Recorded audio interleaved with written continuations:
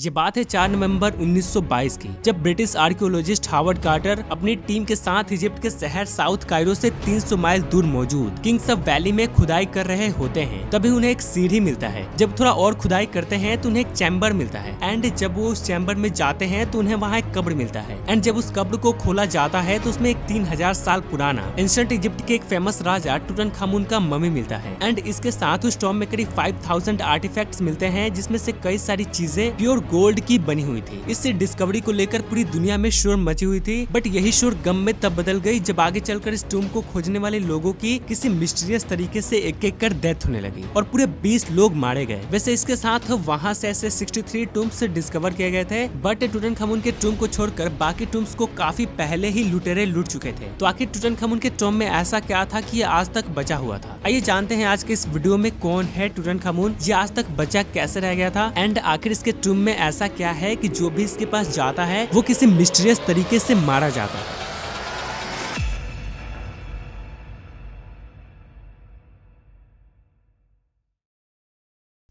कहानी को शुरू से शुरू करें तो जो एंशिएंट इजिप्शियन फेरो यानी कि राजा होते थे, वे आफ्टर लाइफ में बिलीव करते थे। वे मानते थे कि मरने के बाद हमारी स्पिरिचुअल बॉडी किसी दूसरी दुनिया में चली जाती है और हम वहाँ वैसे ही रहते हैं जैसे अब भी यहाँ रह रहे हैं। इसलिए वे क्या करते थे कि अपने मरने से पहले ही अपने लिए ऐसे पिरामिड्स बनवाते थे जिसमें उनके मरने के बाद उनकी बॉडी को ममीफिकेशन करके साथ में उनके आफ्टर लाइफ में यूज के लिए कुछ चीजें रखकर उस पिरामिड में सील कर दिया जाता था। बट आगे चलकर तब के लुटेरे किंग के टूम्स को लूटने लगे थे बिकॉज उसमें काफी प्रीशियस चीजें होती थी। और ओल्ड किंगडम तक तो ये लूटपाट थोड़ी नॉर्मल थी, बट मिडिल किंगडम आते आते ये एक बड़ी प्रॉब्लम बन गई। इसलिए फेरो तुथमोसिस ने सबसे पहली बार इस प्रॉब्लम को आइडेंटिफाई किया और अपने टूम को बचाने के लिए एक न्यू उपाय सोचा। उसने सोचा कि क्यों न अपने टूम को पहाड़ी की घाटियों के अंदर बनवाया जाए, जिससे एक तो ऊपर पहले से ही पहाड़ रहेगा तो एक प्रोटेक्शन मिलेगा और दूसरा ये टूम पहाड़ के नीचे रहेगा तो एक एक्स्ट्रा प्रोटेक्शन मिलेगी। और इसलिए किंग तुथमोसिस ने अपने टूम को आज के डेट के अनुसार वैली ऑफ द किंग्स के पहाड़ियों के अंदर बनवाने लगे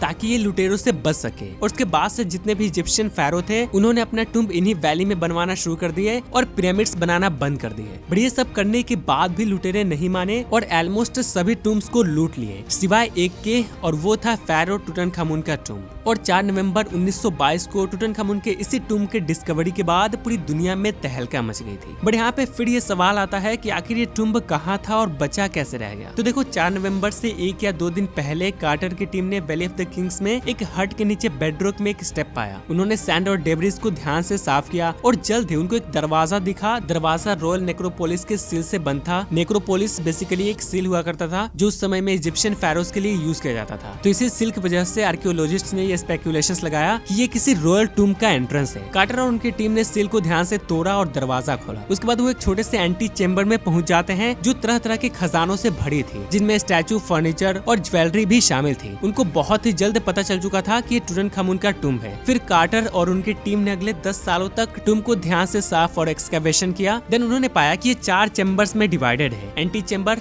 ट्रेजरी, ब्यूरियल चैम्बर और एनेक्स। इस डायग्राम में आप देख सकते हो कौन चैम्बर कहाँ है, और ये जो आप देख रहे हो ये दीवार है जो सभी चैम्बर्स को एक दूसरे से अलग करता है। ब्यूरियल चैम्बर इनमें से सबसे ज्यादा अमेजिंग था क्योंकि इसमें बहुत सारे आर्टिफैक्ट्स और किंग का कॉफिन मौजूद था। एंटी चैम्बर में भी कुछ आर्टिफैक्ट्स थे और एनेक्स चैम्बर में बेसिकली बर्तन वगैरह थे जो किंग के लिए रखे गए थे ताकि वे इसे आफ्टर लाइफ में यूज कर सके। और ट्रेजरी चैम्बर ब्यूरियल चैम्बर से जुड़ा हुआ था जिसमें किंग के ट्रेजर्स वगैरह रखे गए थे और कुछ पर्सनल चीजें रखी गई थी। ब्यूरियल चैम्बर के कॉफिन में किंग का मम्मी मौजूद था जिसे गोल्डन डेथ मास्क पहनाया गया था और ये मम्मी 3 कॉफिन्स के लेयर से ढकी थी जिसे गोल्ड से बनाया गया था। इसमें कुछ और आर्टिफैक्ट्स मिले जैसे एक थ्रोन जिसमें गोल्ड और प्रीशियस स्टोन्स लगे थे। इसमें किंग और उसकी वाइफ एनेक्सेनामुन दिखाए गए थे एंड ये जो आप देख रहे हो इसको कैनोपिक जार कहते हैं। ये जार किंग्स के ऑर्गन्स को होल्ड करते थे लाइक लिवर, लंग्स वगैरह जो ममीफिकेशन के समय में निकाल दी जाती थी। हर जार किसी एक डिटी को डेडिकेटेड था एंड इसके अलावा इसमें काफी सारी आइटम्स मिली एंड पूरे चैम्बर में मिलाकर 5000 से भी ज्यादा आर्टिफैक्ट्स निकाले गए जिसमें से मैक्सिमम आर्टिफैक्ट्स प्योर गोल्ड की बनी हुई थी। और इसमें जितने भी आर्टिफैक्ट्स पाए गए, इवन दीवार पे जो पेंटिंग्स की गई थी 3000 साल पुराना होने के बावजूद भी ये सारी चीजें रिलेटिवली काफी गुड कंडीशन में थी। वैसे इसके दीवार पे मौजूद पेंटिंग्स को स्कैन करने करने के बाद साइंटिस्ट ने पाया कि इसको पेंटर्स ने बहुत जल्दीबाजी में पेंट किया था। इनफैक्ट पूरे टूम को बहुत जल्दीबाजी में डेकोरेट किया गया था और ऐसा तभी हो सकता है जब किंग की अचानक मृत्यु हुई होगी और उसका टूम अभी पूरी तरह से तैयार भी नहीं हुआ होगा, जिसे जल्दीबाजी में डेकोरेट वगैरह करके उसको सील कर दिया गया होगा। अब ऑफ कोर्स इसमें कोई दो राय नहीं है कि टूटनखामुन की टूम्ब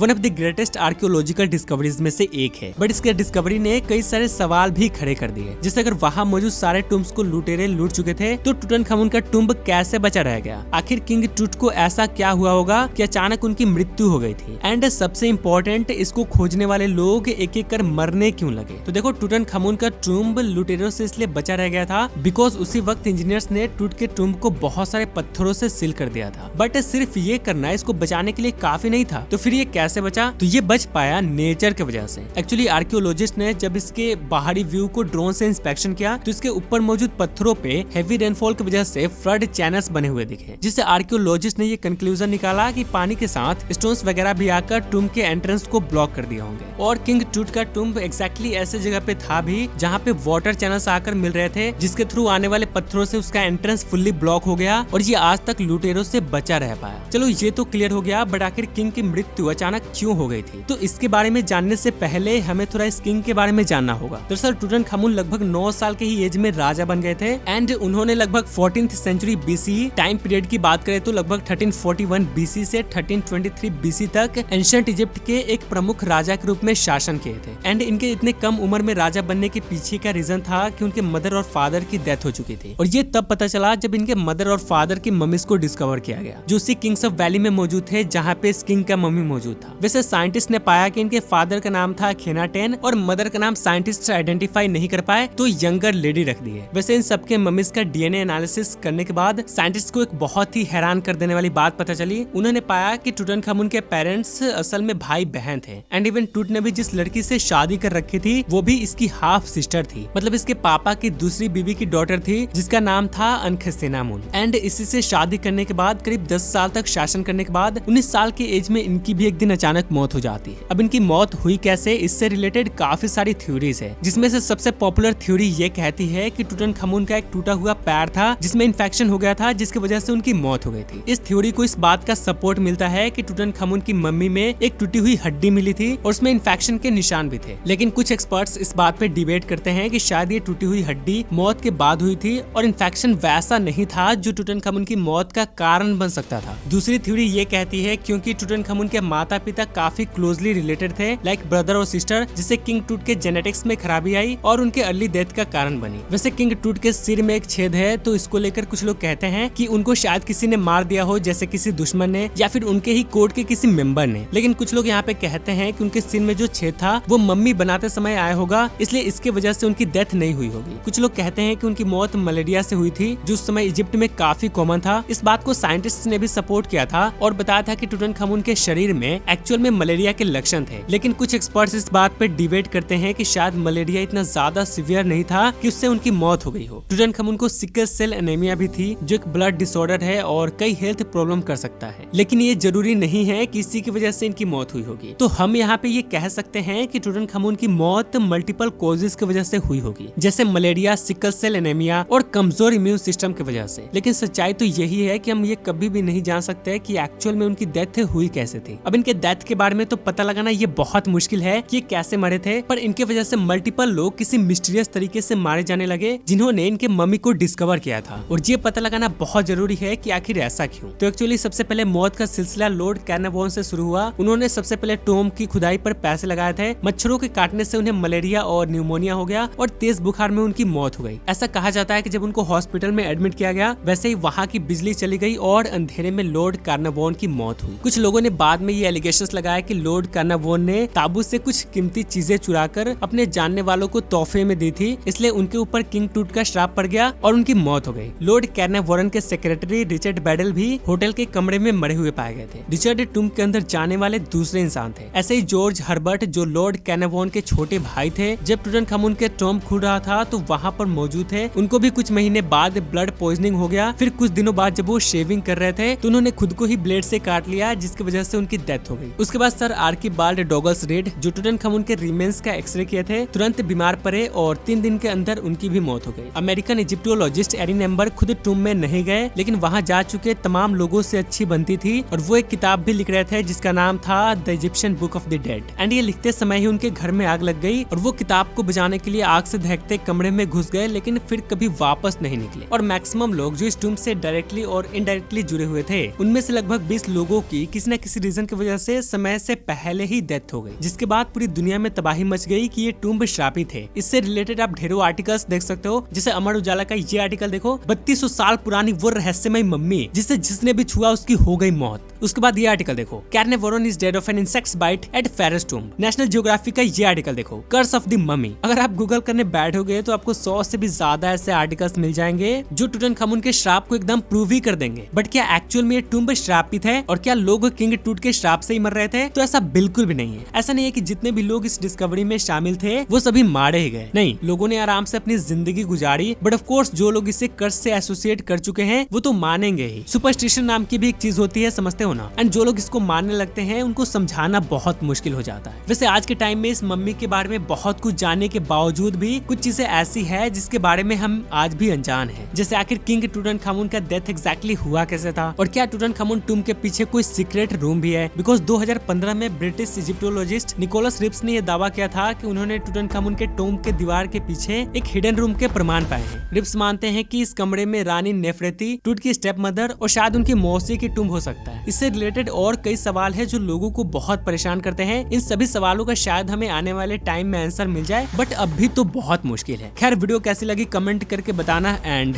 मिलते हैं नेक्स्ट वीडियो में। बाय।